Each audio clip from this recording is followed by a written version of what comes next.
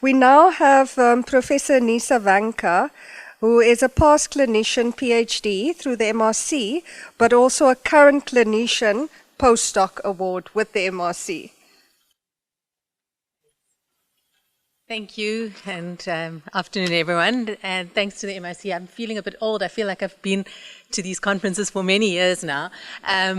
But I'm a pediatrician, a pediatric pulmonologist. I'm a clinician, and I wear the hat of clinician scientist or clinician researcher. I have a longer story, but I won't start there. I'll probably just tell you the bits about where I'd finished training as a pediatric pulmonologist, and I just want to highlight, and that was when I first had a taste of research, doing an M.Med, which wasn't compulsory, but when I got to the end, I had some really good mentors who said, if you want to stay in clinical medicine and in academic medicine, you have to pursue a research path. So I went on to apply for a PhD. I had funding from another funder, I won't say what it was, but as that came to an end, and I was working as a full-time clinician and really struggling to do a PhD, had a baby, and do all those things in between, I thought I needed to re-look at this model. So I applied for a PhD, a clinician PhD scholarship through MRC, and I think on my second knocking at the door I was successful, and that then allowed me a sabbatical, which really allowed me to do my research and work on my PhD, and I think that it started me thinking about how to really build a clinician researcher model, and so in around 2016, with a second baby on the way, I decided that we needed to look at my job a little bit differently, and so I took on, we went to the Western Cape government and proposed a job share opportunity. So I think this is a sort of novel model where I now work 50% clinical time, but then still needed to find funding for research activities.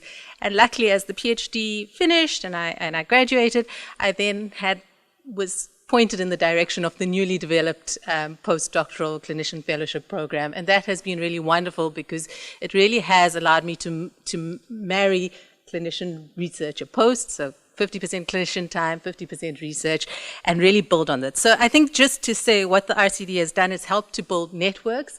I think peer support is fantastic. So over these conferences for, as I said, many years now, really building and developing peer support has been great, networking with different people, developing the idea of engaged scholarship and really translational research. So from this, I've been able to delve in other areas, work on national committees, Department of Health committees on, I didn't say what my research area is, sorry, it's air pollution, environmental determinants of child health and child lung disease. So really build in those areas, both nationally and internationally, and work in terms of advocacy around these issues, so both through advocacy groups and academic groups. And I think that's really been something that works in terms of translational research. And then lastly, I mean, in terms of building the pipeline and building the scholarship, not just in South Africa, but throughout Africa, because being a clinician researcher, I also have the opportunity to supervise postgraduate fellows from different parts of Africa, Ghana, Kenya, throughout the continent, and supervise master's degrees in that. So that's really been rewarding as a way of building the pipeline into Africa.